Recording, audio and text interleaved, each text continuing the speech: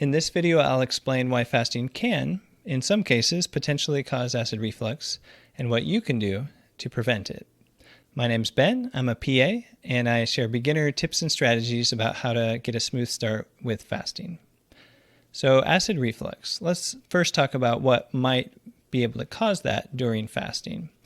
So if you're used to eating 3 meals a day, then there are 3 times each day when your body kind of gets ready to eat.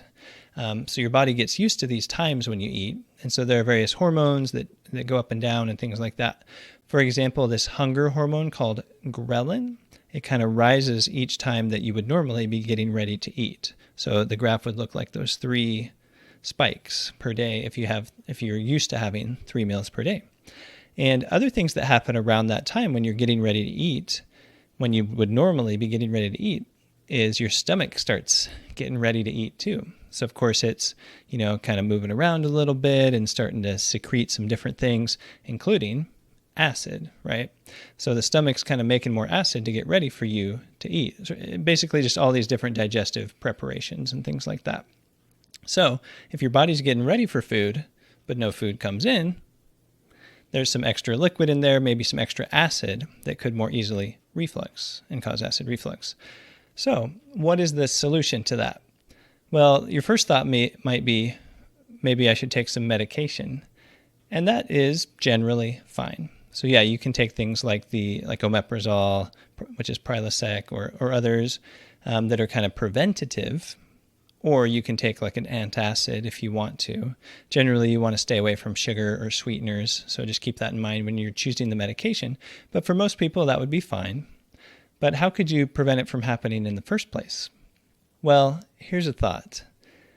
When you start to change your eating schedule, if you do it all at once, say you go from eating 3 meals a day down to eating just 1 meal a day, that would be a pretty quick transition, right?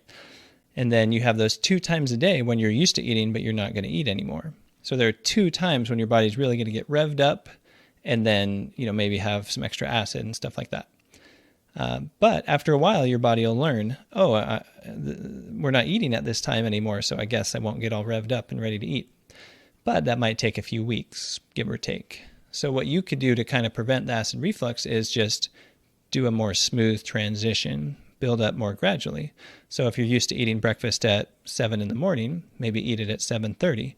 So now you've shortened your eating window by 30 minutes. So you could do that just a little bit at a time, maybe 15 minutes a day or something like that each day. So you're just making this kind of gradual transition.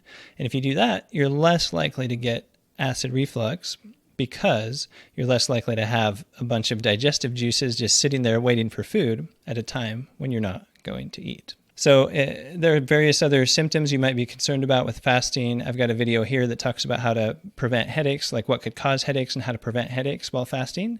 Or if you're trying to figure out how to best build up gradually and get an easy start with fasting, I've got a video here that explains how to do that as well. Thanks for watching, and I'll see you in the next video.